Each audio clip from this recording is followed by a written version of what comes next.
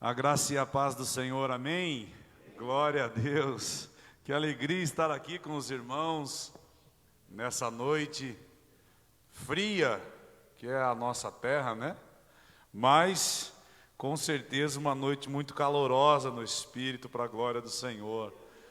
Para quem não me conhece ainda, sou o pastor Emerson, irmão Emerson, amigo Emerson, marido da pastora Vanessa. Nós somos pastores lá na Igreja Nação Vinde, no bairro Uberaba, em Curitiba.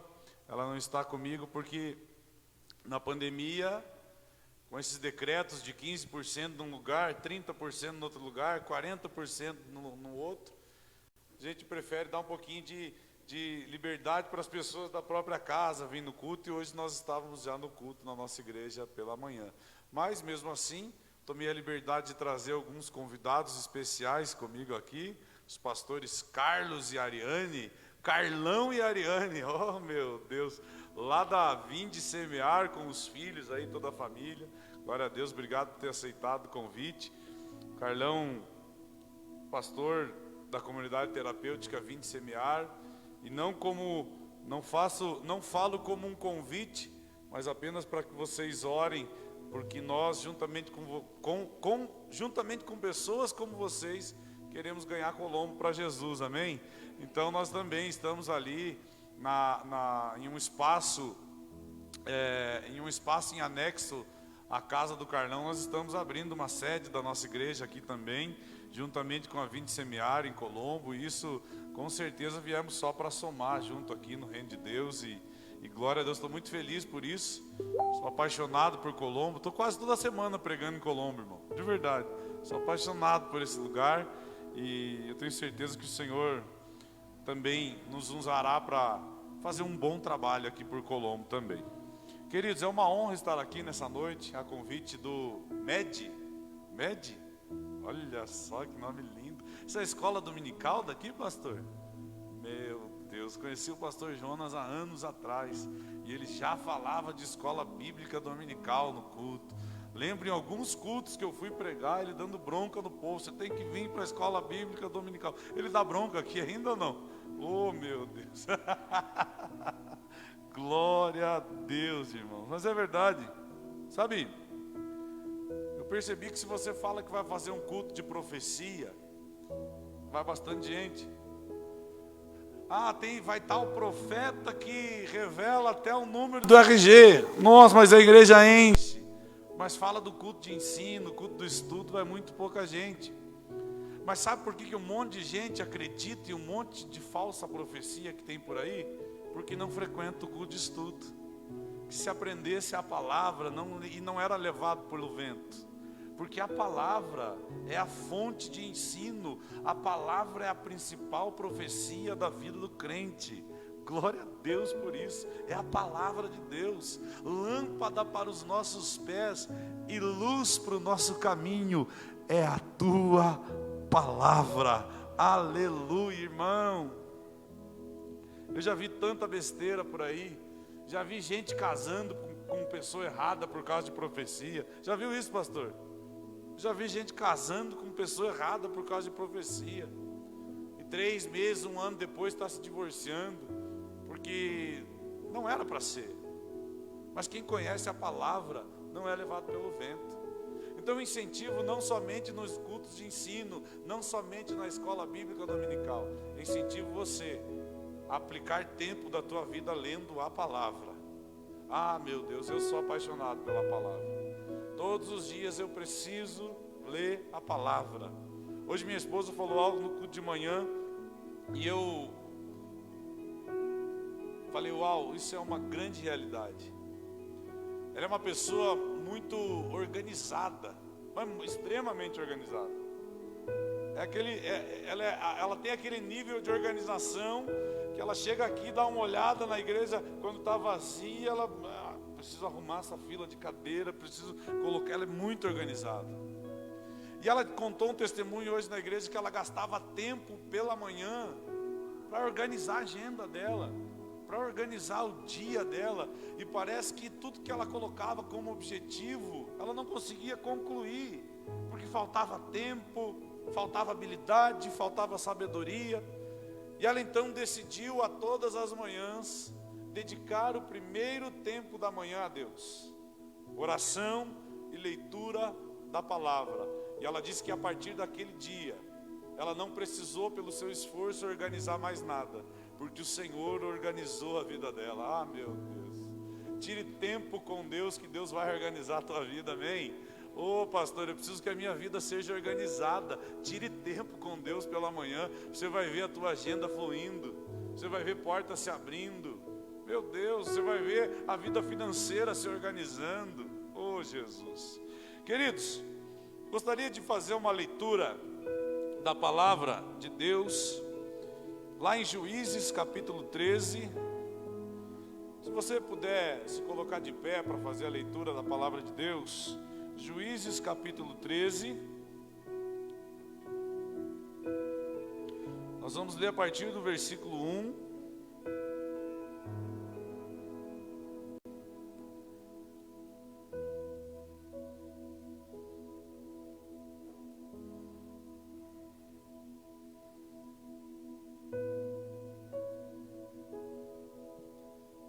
Amém? Glória a Deus. Quem não está com a Bíblia pode ler ali, ó. Olha que facilidade. Ai, meu Deus, coisa linda, hein, pastor? Oh, Jesus. Eu lembro daquele tempo que a gente vinha na igreja e na hora do louvor você ficava passando uma transparência no reto projetor. Lembra disso, pastor? Santo Deus, agora está aí, ó. Olha que coisa, meu Jesus. Tendo os filhos de Israel tornado a fazer o que era mal perante os olhos do Senhor, este os entregou na mão dos filisteus por 40 anos. Havia um homem de Zorá, da linhagem de Dan, chamado Manoá, cuja mulher era estéril e não tinha filhos. Apareceu o anjo do Senhor a esta mulher e lhe disse: eis que és estéril e nunca tiveste filhos, porém conceberás e darás à luz um filho. Agora, pois, guarda-te, não bebas vinho ou bebida forte, nem comas coisa imunda, porque eis que tu conceberás e darás à luz a um filho, sobre cuja cabeça não passará navalha. Porquanto o menino será nazireu, consagrado a Deus, desde o ventre de sua mãe, e ele começará a livrar a Israel do poder dos filisteus. Então a mulher foi ao seu marido e lhe disse: um homem de Deus veio a mim, sua aparência era semelhante à de um anjo de Deus.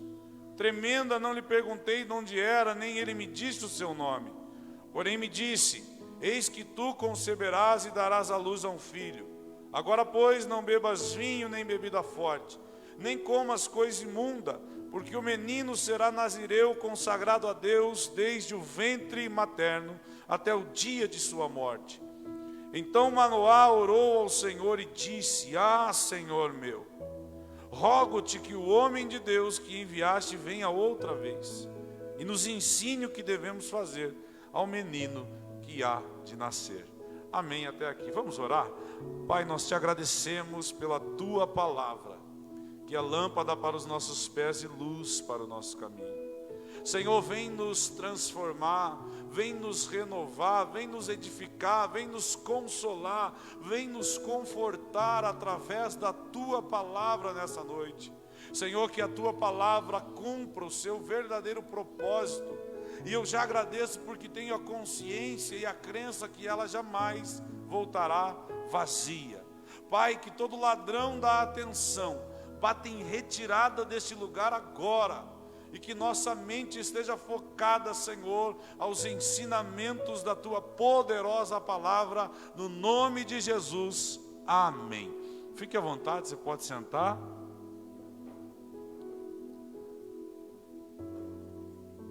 Que alegria estar aqui novamente, fazia tempo que eu não vinha, né? Acho que os irmãos cansaram um pouquinho de mim, né? Ou preguei alguma heresia, mas, né? Não estava gravado, não tinha live na época, então ninguém pode provar nada, está tudo certo, glória a Deus. É uma alegria, irmãos, poder voltar a essa casa e falar daquilo que eu amo, que é a palavra de Deus.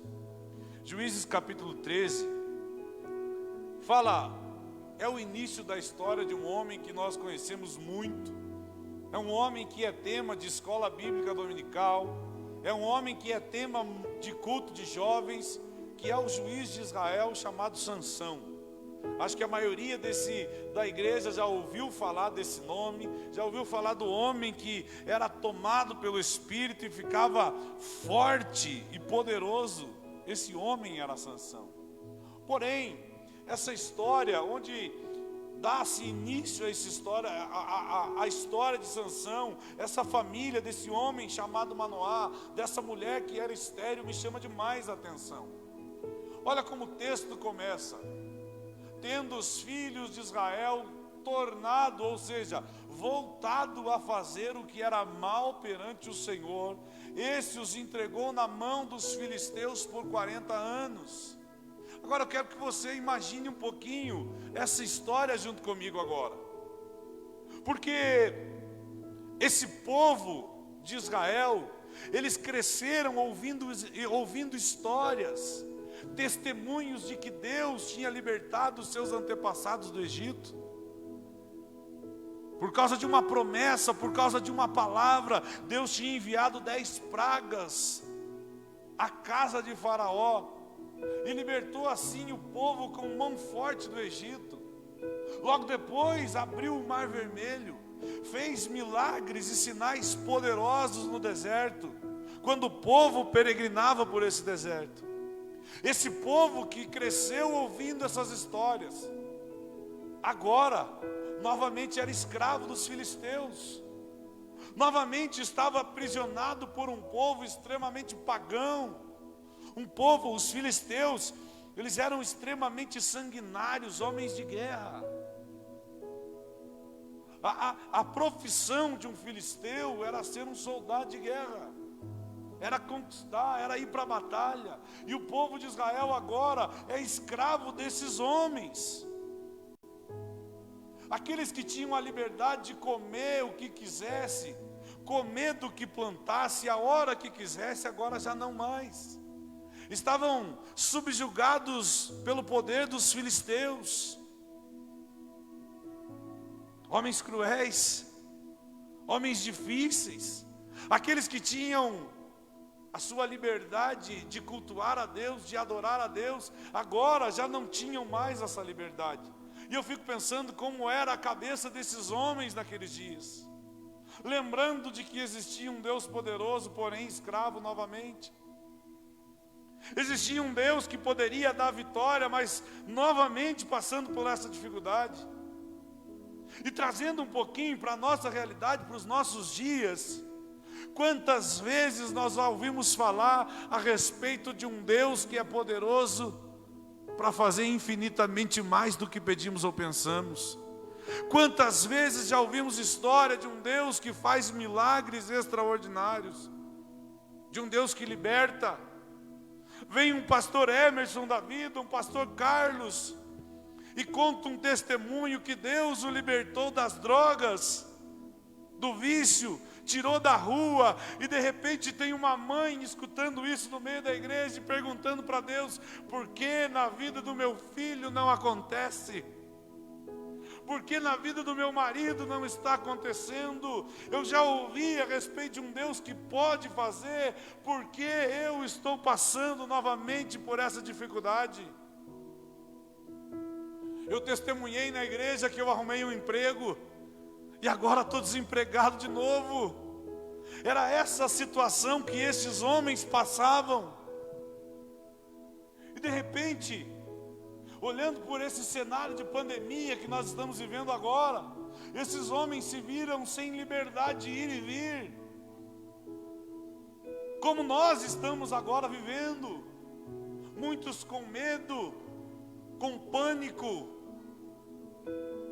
e talvez alguns questionando a Deus e dizendo: Senhor, até quando passaremos por isso? Mas sabe, nesse momento da história, o que acontece, nesse momento que o povo passava por essa dificuldade, que em o versículo 1 de Juízes capítulo 13 diz que o povo foi escravo ali por 40 anos, o 2 já começa: havia um homem de Zorá, chamado Manoá, cuja mulher era estéril e não tinha filhos. Ei, no mesmo momento em que o povo passava pela dificuldade, Deus já estava procurando uma família, para que através dessa família, algo extraordinário começasse a acontecer. Eu não sei se você está entendendo o que eu estou dizendo, mas ainda que o cenário seja de crise, ainda que o cenário seja de enfermidade, ainda que a sua casa não esteja da forma que você sonhava que ela estivesse, Deus nesse momento está procurando famílias, para que através dessas famílias, coisas extraordinárias venham acontecer. Oh meu Deus! Sabe, toda a Bíblia, irmãos, eu já tive o privilégio, e não falo isso com orgulho, porque para mim isso é apenas a minha obrigação. Eu estou fazendo 16 anos de convertido esse ano. Eu estou lendo a 16ª vez a Bíblia inteira, uma vez por ano, desde que me converti. E sabe o que eu encontrei na Bíblia? Sempre, sempre, sempre Deus escolhendo pessoas simples para fazer coisas extraordinárias. Oh meu Deus, talvez a oração que vai acabar com essa crise mundial esteja guardada dentro do coração de pessoas simples, assim como nós. Talvez a oração que vai abalar Colombo com um avivamento jamais visto esteja guardado no coração de alguém de vocês aqui nessa noite. Oh meu Deus! Teve um avivamento há aproximadamente 110, 120 anos atrás, o avivamento da Rua Azusa. Começou em uma sala muito menor do que essa, com um homem chamado William Seymour orando de joelho dobrado numa cadeira, e algo extraordinário aconteceu, que é contado gerações após gerações. Por quê? Porque em meio à dificuldade extrema em que o povo passava, Deus estava procurando pessoas para fazer algo diferente. Oh meu Deus, eu não sei se essa palavra mexe com você, mas mexe demais comigo.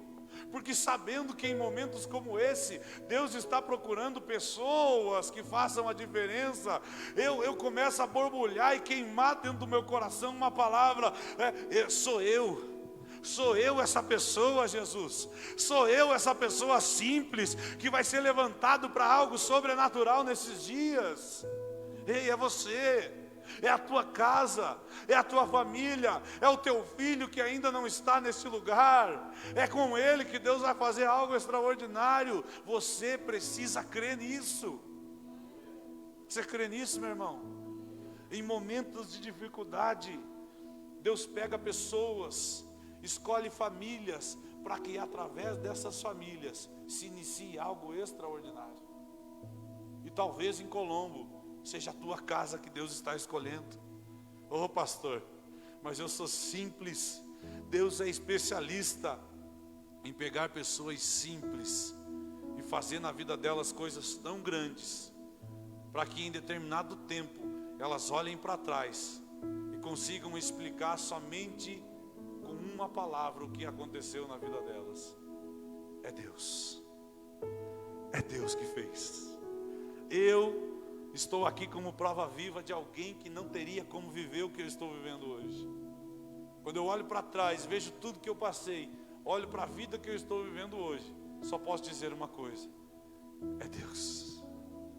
É Deus. E aí a história segue.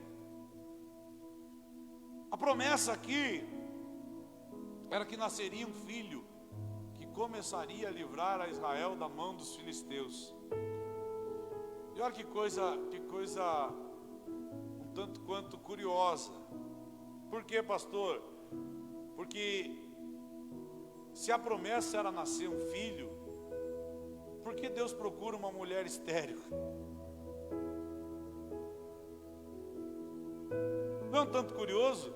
Havendo tantas mulheres naquela geração, Deus encontra uma estéril, para que através dela nascesse alguém começaria a livrar a Israel da mão dos filisteus. E eu fiquei pensando e orando a respeito disso, e Deus me falou o motivo. Aqui o Senhor nos ensina que é no poder dele e não por causa da nossa capacidade de fazer. Sabe por que Deus encontra uma estéril? Sabe por que Deus escolhe uma estéril? Para que até hoje, nesse culto, na igreja do Nazareno em Colombo, no ano de 2021, nós pudéssemos dizer o seguinte: não é por conta da capacidade que você tem, não é por conta da limitação que você tem, não é por se você é alto, baixo, magro, gordo, bonito, feio, rico ou pobre. Não é por isso que Deus te escolheu. Ele te escolheu e vai capacitar você para aquilo que está por vir. É no poder dele e não segundo a tua capacidade. Aleluia. Meu Deus. Sabe, às vezes nós nos limitamos pela nossa condição. Você já ouviu falar da síndrome de Gabriela? Tinha uma novela aí que só quem é mais antigo lembra, né? Eu nasci assim, eu cresci assim, Gabriela. Tem gente que não consegue olhar para si mesmo e enxergar em si, enxergar que Deus pode fazer algo grande na sua vida, por causa das suas limitações, por causa da sua família simples, por causa da quantidade de dinheiro que tem. Ei, eu cheguei na igreja há 16 anos atrás, um chinelo de dedo, bermuda, camiseta regata, morando na rua. Hoje, 16 anos depois, eu não tinha estudo, eu não tinha nada. 16 anos depois, irmãos, eu não sei mais, mesmo na época da pandemia, eu não sei o que é ter vontade de alguma coisa mais, porque tudo que o meu coração deseja, o meu Deus me dá. Meu Deus. E Deus me ensinou, um dia falaram para mim: ei, você vai pregar a palavra de Deus. Deixa eu contar essa história para vocês. Como é que eu vou pregar a palavra de Deus?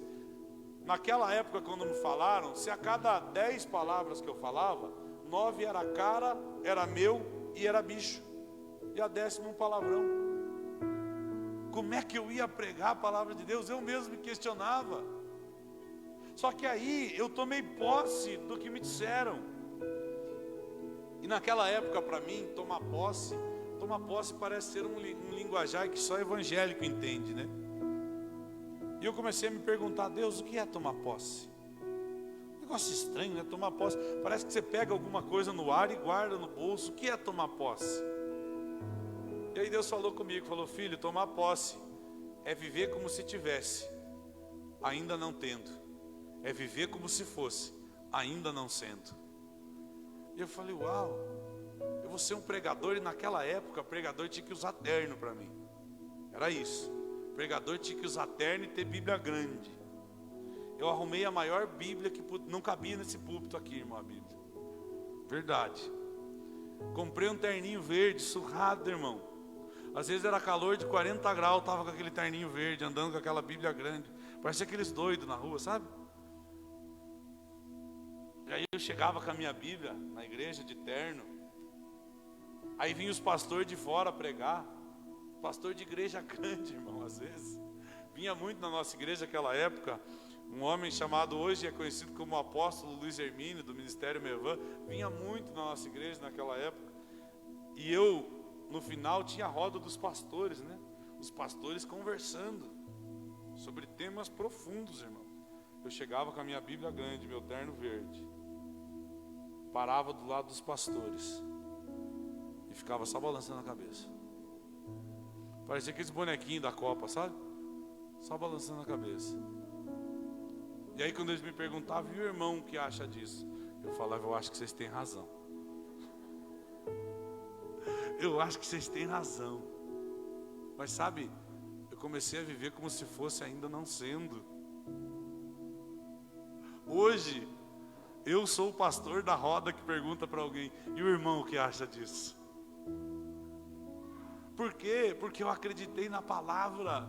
Eu acreditei que não era pela minha capacidade, não era pelo meu conhecimento, mas era pelo poder sobrenatural da graça de Deus sobre a minha vida.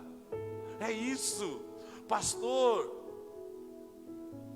Deixa eu falar uma coisa para você. Você sabia que você é o maior profeta da tua história? Você sabia disso? Você é o maior profeta da tua história. Você tem que acordar de manhã, olhar no espelho e dizer: eu sou mais do que vencedor em Cristo Jesus. É comigo que Deus tem uma obra. É na minha vida que Deus vai fazer. Você tem que ser o maior profeta da tua história.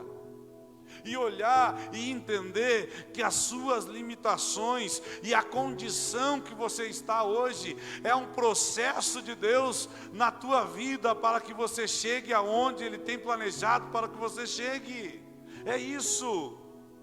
A esterilidade não impediu uma mulher de ter filhos. Por quê? Porque quando Deus falar que é você, é você. E não importa, pode o diabo, o inferno, qualquer um falar que não é você. Mas se Deus falar que é você e ponto final. Ei, e sabe o que eu vejo Deus falando nesses dias? Deus falando: é a tua casa. Eu vejo Deus falando: chegou a tua hora. Eu vejo Deus falando: chegou o teu tempo. Ei, eu vou entrar na tua casa, vou transformar a tua família, vou transformar a tua descendência, vou transformar a tua geração. Ei, o teu sobrenome vai... Meu Deus, se no teu sobrenome havia uma linhagem de maldição, a partir de agora, para esse sobrenome, haverá um legado de bênção, porque Deus escolheu a tua casa para esses dias. Aleluia, glória a Deus. Sabe o que essa mulher faz?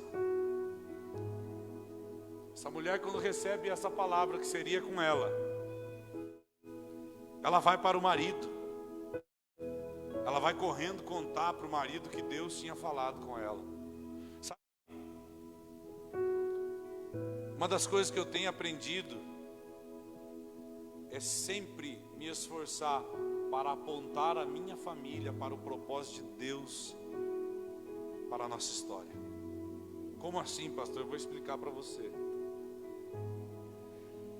Eu andei um tempo, já contei isso aqui de outra vez que eu vim, mas eu andei um tempo um tanto quanto desanimado, não de Deus, mas do ministério.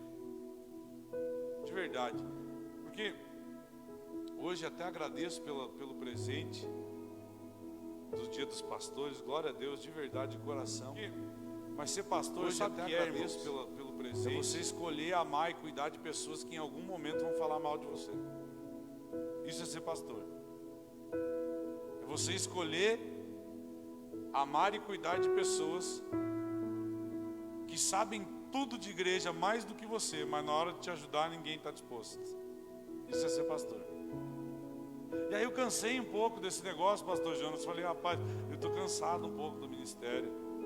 Meu Deus, eu tenho um quarto da idade do pastor Jonas, acho um terço, talvez. O pastor Jonas tem 50, eu tenho 35, metade da idade praticamente.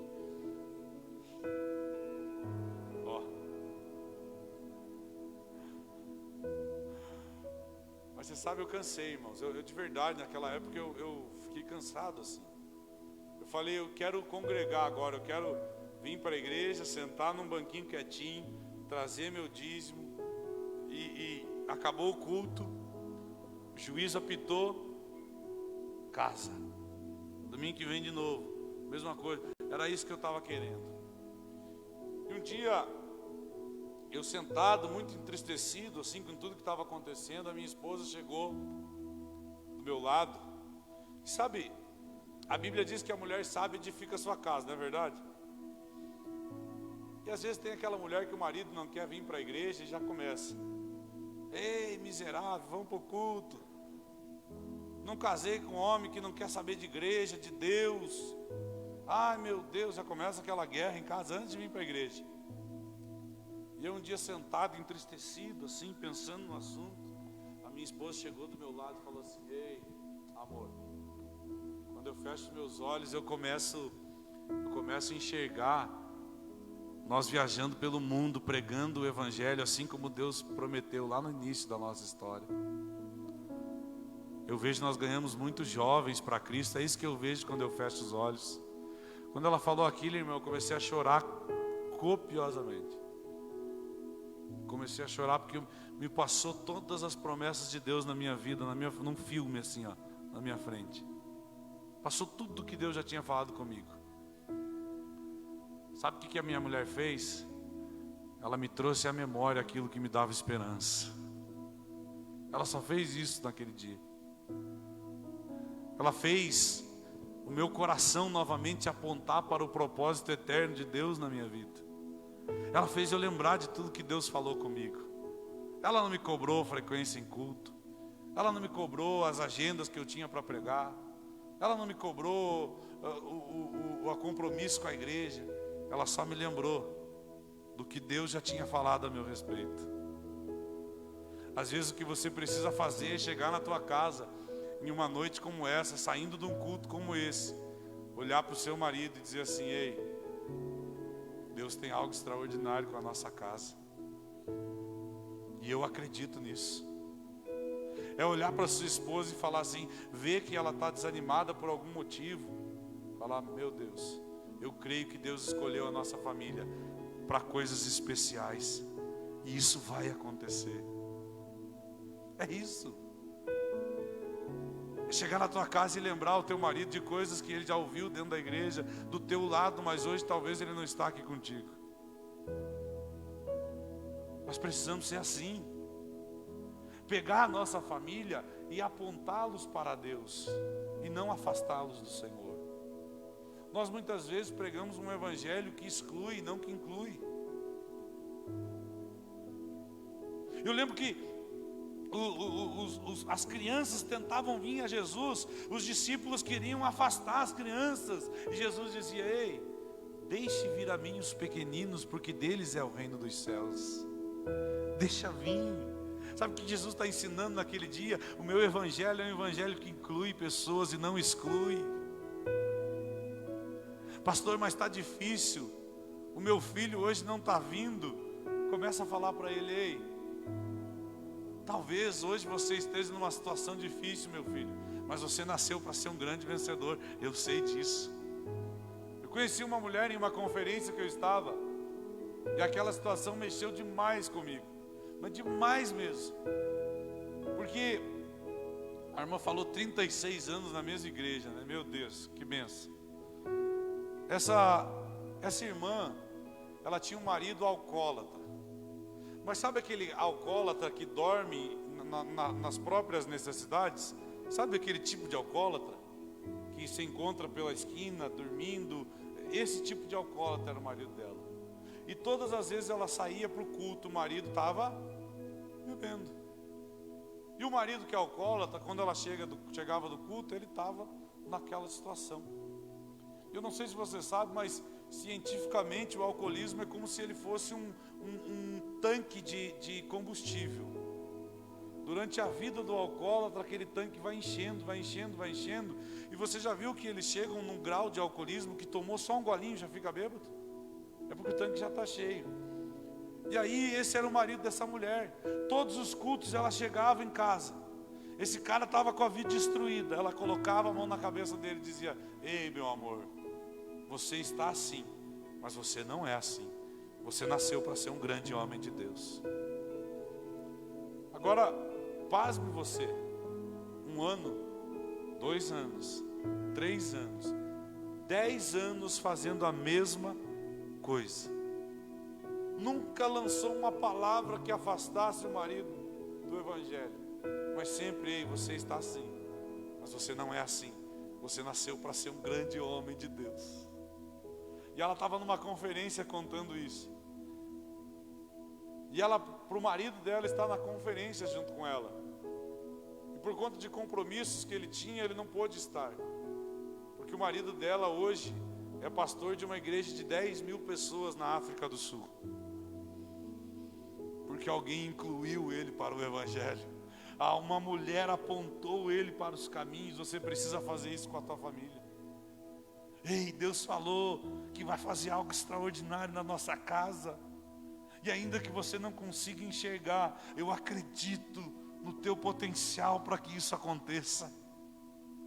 As pessoas da sua volta As pessoas da sua casa talvez só estão precisando de alguém que acredite nelas. E Deus quer te usar para isso. E essa mulher, ela foi para o marido. O marido, por sua vez, olha o que a Bíblia diz.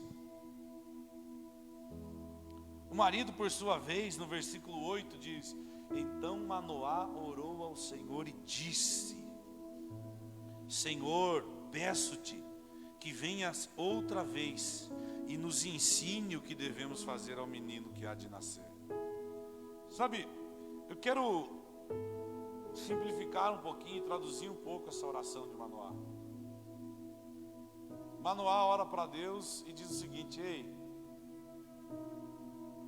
eu não sei como fazer, vem me ensinar. E eu quero dizer uma coisa para você com todo respeito e carinho a todos. Por mais velho de igreja que você seja, nós nunca sabemos como agir quando a promessa de Deus está para se cumprir na nossa vida. Porque nós temos que manter o nosso coração dependendo de Deus, acima de todas as coisas. E sabe, eu olho para a oração desse camarada chamado Manoá e começo a trazer para os nossos dias. E talvez, imaginando um pouco a respeito dessa oração, ele chegando para Deus e dizendo: Deus, eu sei, eu acredito. Amém. Vamos ter tudo inteiro, né? Amém. Eu acredito que está para acontecer na minha vida, mas eu não sei como fazer. Até ontem, Deus, eu discuti com a minha esposa. Até ontem eu disse uma palavra torpe que não deveria ter dito. Eu ainda não consegui pagar aquela conta e o meu nome está sujo, Deus. Me ensina o que eu tenho que fazer. Me ajuda a me preparar para aquilo que está por vir. Eu lembro que hoje nós somos a igreja pentecostal. Existe a igreja pentecostal tradicional, existe a pentecostal mais moderna hoje.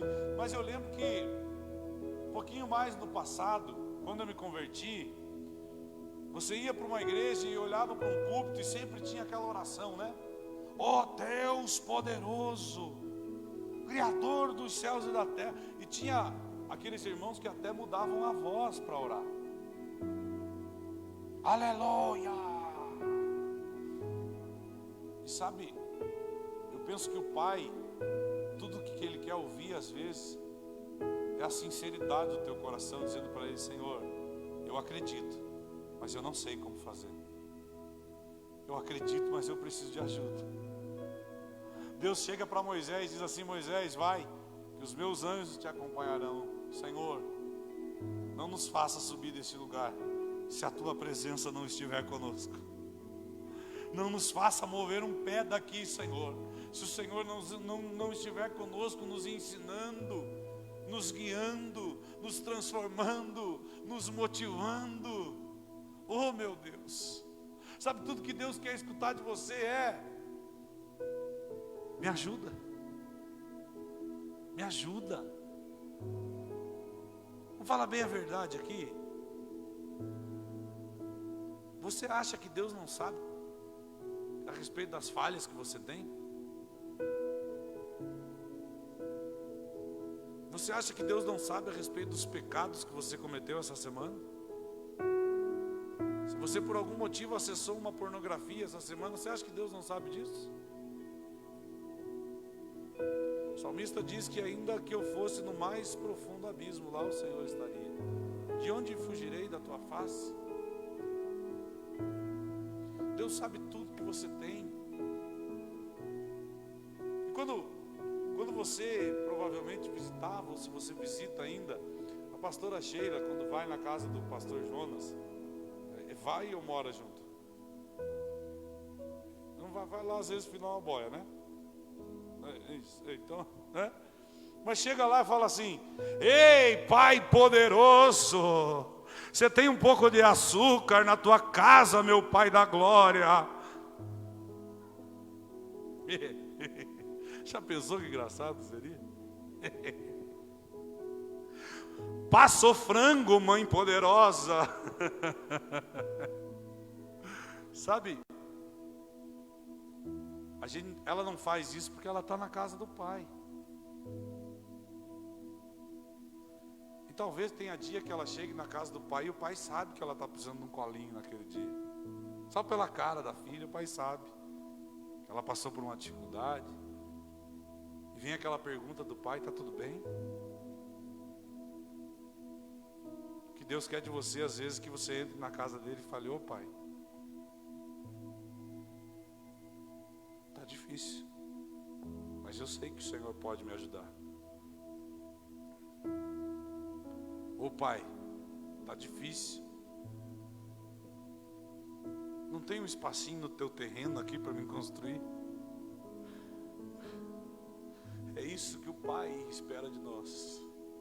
Essa oração sincera que diga: Pai, eu acredito que essa igreja do Nazareno aqui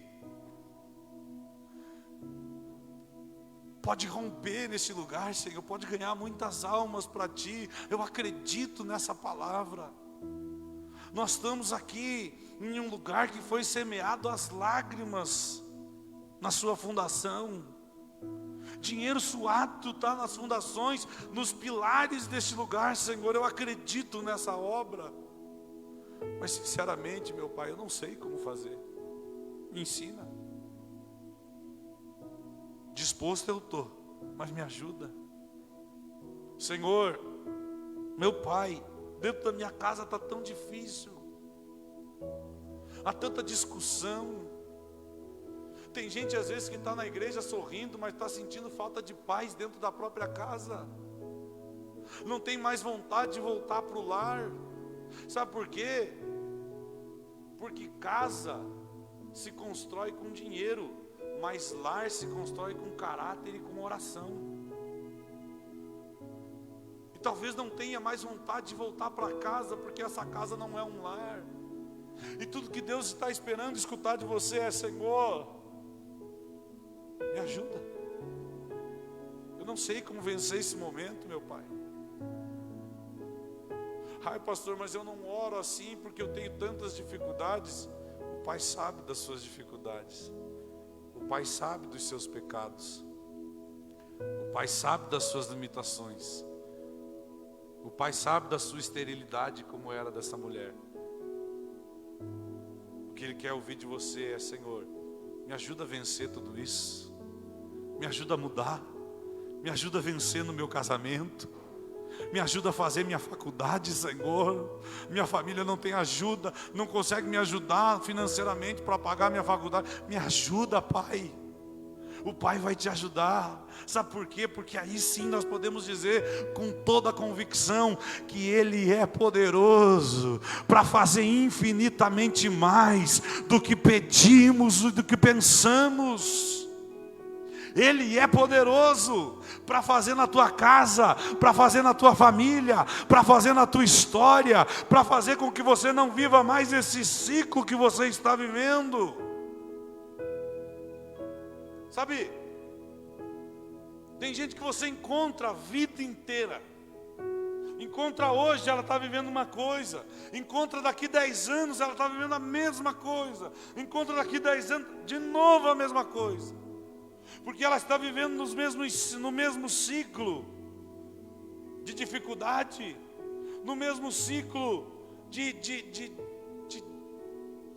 pecado às vezes, no mesmo ciclo de destruição, no mesmo ciclo de maldição. E Deus é poderoso para fazer com que você não viva mais esse ciclo, e a partir de hoje, viva algo novo na tua vida e na tua família. Você crê nisso? Então dá um glória a Deus, meu irmão. Aleluia. Eu quero terminar falando sobre a consagração de hoje, o milagre de amanhã. Por quê, pastor? Sabe o que o anjo fala para essa mulher?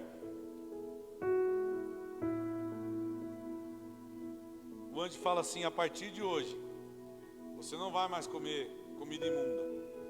Você não vai mais beber bebida forte, nem nada da videira. Porque o menino será consagrado a Deus, desde o ventre de sua mãe. E aí, quando Deus pede isso para ela, era o dia da promessa, irmão. Nem grávida ela estava. Ela não estava grávida ainda. E eu aprendo duas coisas aqui. A primeira delas é que o propósito na vida dos filhos depende da consagração da vida dos pais. Se você quer que os teus filhos, você que é pai e mãe, que os teus filhos sejam homens e mulheres de Deus, precisa começar algo hoje na tua vida. Eu não quero gastar tempo nisso, mas no segundo ponto em que eu aprendo a respeito disso, que é que nós não podemos esperar que os milagres aconteçam para começar a fazer algo para Deus em nossas vidas. Essa mulher não podia esperar, ela tinha que começar hoje algo na vida dela. E para isso eu começo a lembrar de algumas histórias. Primeiro, um cego chamado Bartimeu, que estava em um canto, e ele ouve que a multidão estava vindo com alguém que podia transformar a vida dele. E naquele dia aquele homem tinha duas opções: ou fazer algo diferente do que ele fez a sua vida toda, ou ficar sentado num canto fazendo a mesma coisa. E aquele homem decidiu fazer algo diferente. A Bíblia diz que ele levanta e começa a gritar: Jesus, filho de Davi, tem misericórdia de mim. Os discípulos pediam que ele parasse. E quanto mais pediam para ele parar, mais ele gritava: Jesus, filho de Davi, tem misericórdia de mim. Jesus vai até aquele homem, cura ele de sua cegueira, e ele sai daquele momento completamente restaurado. Vou dar mais uma história para você. A Bíblia fala de uma mulher, a Sunamita. Não fala o seu nome, apenas que ela era uma mulher da cidade de Sunem. Todas as vezes que o profeta Eliseu passava por essa cidade, a mulher o dissuadia para que fosse na sua casa se alimentar, descansar, para que depois seguisse a viagem. Um dia ela estava com seu marido e disse: ei, eu vejo que esse homem que passa por nós é santo, um homem de Deus. Passamos a ele um quarto, obra de pedreiro, colocamos nele uma mesa, uma cadeira, uma cama, para que toda vez que ele vier, ele se alimente, descanse e siga a sua viagem. Aquele profeta então, um dia deitado naquela mesma cama, nesse mesmo quarto, pergunta ao seu moço Geazi o que lhe falta a essa mulher. Uma mulher muito rica, uma mulher que tinha tudo. Geazi disse: mas ela não tem filhos. O profeta manda chamar, diz para ela: daqui a 1 ano você vai segurar um filho. E ela segura o filho. Anos depois, esse menino pega uma insolação e morre quando vai visitar o pai no campo. Essa mulher vai até o profeta, chama o profeta vem, o menino ressuscita. Naquela geração não se tinha ouvido falar sobre ressurreição até então. Na verdade, até hoje, né? Gente que foi liberta da droga, gente que teve a vida financeira transformada, gente que a família foi restaurada. Às vezes a gente sempre ouve dentro da igreja, né? Mas é raro você ouvir: eu estava morto com 3 dias e Jesus me ressuscitou. É raro isso, né? Eu acordei no velório, tá todo mundo chorando em volta, foi uma correria só no velório. Esse tipo de coisa é raro de acontecer. Mas sabe, aconteceu na vida daquele filho da Sunamita. Mas sabe por que aconteceu algo que até então não tinha acontecido? Porque lá no começo também ela tinha feito algo que ninguém nunca tinha feito. O profeta era a representação do próprio Deus, e quando ela faz um quarto para o profeta, ela está dizendo: eu quero que Deus não somente passe, mas que Ele permaneça na minha casa. E por fazer algo que ninguém tinha feito, ela tinha o direito de viver algo que ninguém tinha vivido.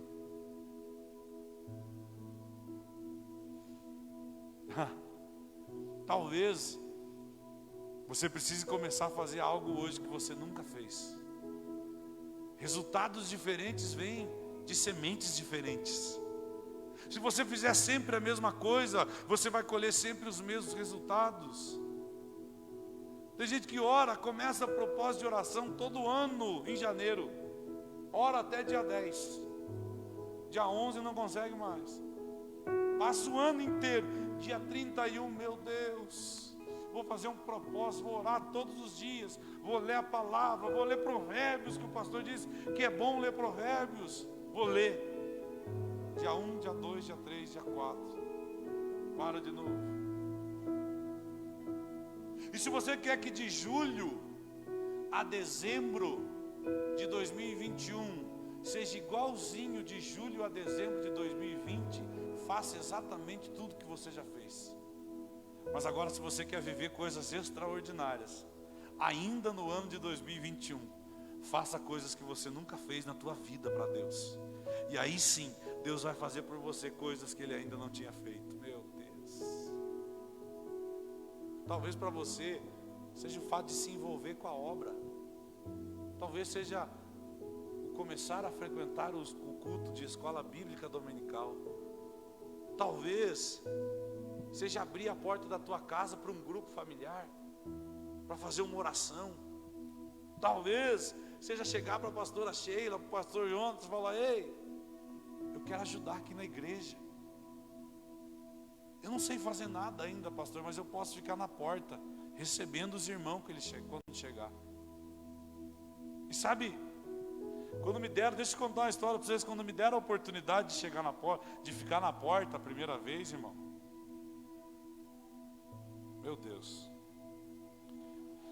quando as pessoas estavam chegando na igreja, eu fazia com que elas pensassem que já estavam chegando no céu, irmão. Eu fazia uma festa, era assim: dá licença, irmão, seja bem-vindo, cara, que bom que você está aqui. Meu Deus, irmão, Jesus estava esperando você, que legal que você está aqui, irmão. Meu Deus, que bênção, Deus tem uma palavra para você hoje. Seja bem-vindo. Nós fizemos tudo isso aqui hoje para Deus e por sua causa também. Meu Deus, irmãos, tem testemunho hoje. O Carlão conhece até o Alex e a Simone lá da nossa igreja. Eles ficaram pelo jeito que eu recebi eles na porta, lá nesse tempo. Porque eu decidi fazer o meu melhor, independente da posição que eu esteja. Se é com a vassoura na mão, varrendo a igreja, eu vou fazer melhor do que todo mundo. Por quê?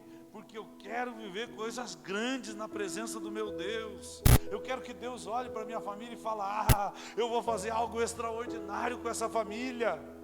Porque lá tem um cara diferenciado, um cara que decide fazer diferente, um cara que decide fazer algo a mais. Sabe o que a Bíblia diz? Quando você fizer tudo que eu vos mandei fazer, se considere um servo inútil, porque você só fez o que eu mandei, não fez nada além disso. Deus está chamando você nessa noite para começar a fazer a mais do que você tem feito. Sabe, eu quero ser o tipo de pessoa que quando meu pastor fala: hoje tem culto, com a minha presença ele não vai se preocupar, porque ele tem a certeza que eu vou estar lá. Eu quero que Deus olhe para mim e fale: ei, o meu pai olhe para mim e fale: com esse filho eu posso contar. Ele é um embaixador do meu reino. O que você pode começar a fazer diferente hoje para Deus? Que pode impactar a tua casa, a tua história, a tua família, a tua vida. Que pode transformar as tuas finanças. Que pode romper com a tua história. Que pode quebrar legados de maldição, talvez, que a sua família inteira arraste. Sabe, minha família teve muito histórico de alcoolismo, de vícios, antes de eu me converter. Era praticamente assim, nasceu. Esse já está selado. Vai ser um viciado em alguma coisa. Pode ser em videogame, em celular, em álcool, em droga, por qualquer coisa. E eu era assim também. Mas quando eu levantei a mão para Jesus e decidi viver essa vida e escolhi a Ele, a partir de mim, isso foi quebrado para a honra e glória de Jesus. Os meus filhos estão com uma marca sobre eles. E não é a marca da maldição, é a marca da promessa. Aleluia! É isso. Você acredita que Deus escolheu você aqui em Colombo, meu irmão? Então você precisa começar a fazer algo hoje. É hoje. Você precisa chegar na tua casa e talvez ser o pai que você nunca foi. Eu estou encerrando. O marido que você nunca foi. Quer um casamento diferente? Quanto tempo você não diz um eu te amo para tua esposa? Para o teu marido? Eu hoje estou num tempo da minha vida que eu tenho viajado demais. Fiquei de segunda a quinta-feira em São Paulo. Voltei, estava sozinho a trabalho. Peguei minha família, fui para o litoral na casa da minha mãe, era aniversário do meu irmão. Fui lá dar um abraço, fazia tempo que eu não via por causa da pandemia. E aí toda semana essa loucura. E o meu filho, ele passou a semana inteira. Meu filho, ele tem 5 anos. E ele tem um videogame que ele não sabe como passar as fases sozinho. Então, ele ficou uma semana esperando. Papai vai jogar videogame comigo. Papai vai jogar videogame comigo. Hoje eu acordei e fui no culto de manhã, irmão. Sabe aquele dia que você chega, depois do meio-dia, você almoça, e você fala, hoje dá para tirar uma boa soneca à tarde. Sabe aquele negócio gostoso de crente, de domingo à tarde? É um negócio de Deus, irmão, dormir depois do almoço, domingo à tarde. Meu Deus, irmão, que sono gostoso que é domingo à tarde. Eu já me preparando. Tem esposa cutucando o marido aí, ó, tá falando de você. E eu já me preparando, sabe? Eu estava quase passando óleo já no corpo para escorregar mais fácil na cama que eu pulasse. Eu estava desse jeito. Daqui a pouco eu olho meu filho olhando para mim e falando, papai, vai passar a fase para mim hoje? Eu sou muito ruim com tecnologia, com videogame, essas coisas, irmão. Mas eu falei, eu vou renunciar ao sono para dar tempo pro meu filho. Eu fiquei à tarde brincando com ele. Fiz 14 anos de casado no mês de abril. Eu estava com essa palavra no meu coração já desde essa época, de fazer coisas diferentes. Peguei um restaurante que minha mulher gosta, aqui pertinho, no Bacaxeri. Ela gosta de camarão. Peguei esse restaurante e levei a esposa. Nunca tinha feito isso, irmão. Liguei numa floricultura, para que enquanto a gente estivesse entrando, jantando, as pessoas entrassem com flor, com chocolate para ela dentro do restaurante. Nunca tinha feito isso. Mas eu pensei, se eu quero que o meu casamento seja melhor do que ele é, eu preciso ser um marido melhor do que eu sou. Deixa eu contar uma coisa para vocês, irmãos. Depois daquele dia eu estou vivendo algo tão sobrenatural no meu casamento, que se eu soubesse, tinha feito isso 14 anos atrás. A gente perde tempo às vezes. Deus nos dá a chave que abre portas poderosas, mas a gente esquece de usar. É isso que Deus está fazendo aqui nessa noite, te entregando uma chave que pode mudar a história da tua família para sempre. Para sempre. Deus, no meio dessa dificuldade, no meio dessa pandemia, desse pandemônio do inferno, né? Deus escolheu a tua família, para que através da tua família algo extraordinário aconteça em Colombo. Se coloque de pé se você crê nisso, em nome de Jesus.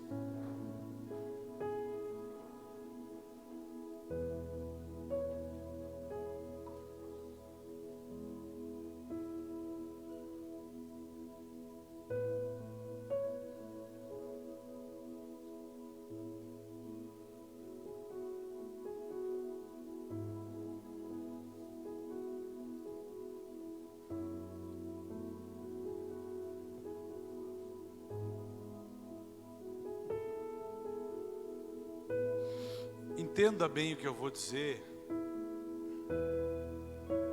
que não entenda de forma profunda que isso não é nenhuma heresia. Mas Deus não enviou o seu Filho para edificar uma igreja de crente. Deus enviou o seu Filho para edificar uma igreja de filhos. De filhos. Sabe por que você pode sair daqui? Você vai na igreja Nazareno, lá onde é a sede? Lá na Vila Guaíra, na sede. Sabe por que você vai sair daqui e vai fazer uma visita na Quadrangular? Você vai sair daqui e vai fazer uma visita na Assembleia de Deus. E você vai se sentir bem em todos esses lugares como você se sente aqui. Porque nós, na verdade, somos uma grande família em Cristo Jesus. Somos os filhos do Abba. E como filho do Senhor, talvez o que o Pai esteja esperando de você em uma noite como essa é simplesmente escutar: Senhor, Pai, eu preciso de ajuda. Essa semana é muito importante para mim, Pai. Eu estou desempregado. E eu não aguento acabar mais uma semana, Pai, sem saber o que eu vou viver. Eu não aguento acabar mais uma semana sem saber como eu vou sustentar a minha família. Eu não aguento mais isso, Pai, me ajuda. Eu tenho certeza no nome poderoso de Jesus, que se você fizer isso essa noite, domingo que vem você está testemunhando neste lugar que portas se abriram diante de você. Não tenho dúvida disso. Senhor, eu estou cansado de viver o que eu estou vivendo. Me ajuda a vencer. Me ajuda a vencer. Tem mulheres com grande dificuldade com seus maridos. Com grande dificuldade com seus maridos. E Deus está querendo ouvir de você: ei, não é na tua sabedoria, não é na tua capacidade, é eu que vou fazer na vida dele. Confia, espera, entrega, algo poderoso vai acontecer. É isso. É isso que nós precisamos fazer nessa noite. Então eu gostaria de orar, gostaria de chamar o menino do louvor. O menino, tá aí? Chega aí, mano, com o violãozinho aí.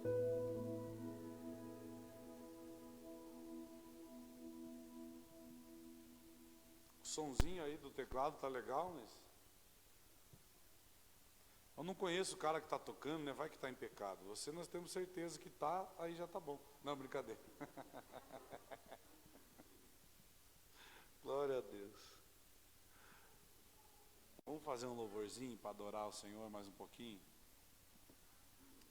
A palavra é essa, irmão, simples, mas de coração. Tenho certeza que se você fizer isso,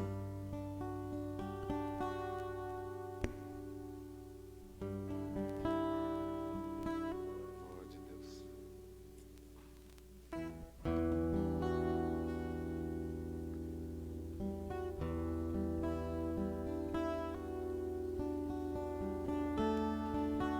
O evangelho que não transformar a tua casa não é o evangelho de Jesus. O evangelho de Jesus veio para transformar a sua casa. O evangelho de Jesus veio para transformar a sua vida. O evangelho pregado por ele, que é o evangelho do reino de Deus, é o evangelho que renova, transforma, muda, edifica, consola, conforta. Meu Deus.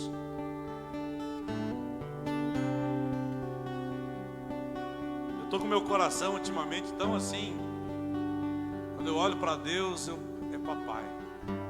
Papai. Eu decidi voltar a ser criança na presença dele. A gente vai amadurecendo com o tempo de igreja, a gente esquece algumas coisas que são tão simples, mas são tão poderosas em Deus, irmãos. Fui amadurecendo dentro da igreja e acabei esquecendo quanto Deus é Pai.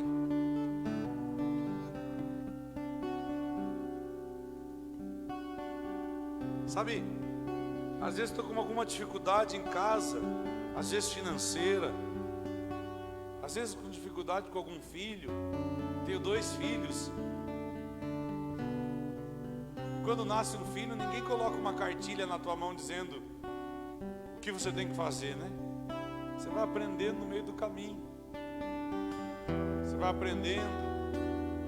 Quando um filho cai e machuca um joelho, você tem vontade que fosse você que tivesse machucado, não ele.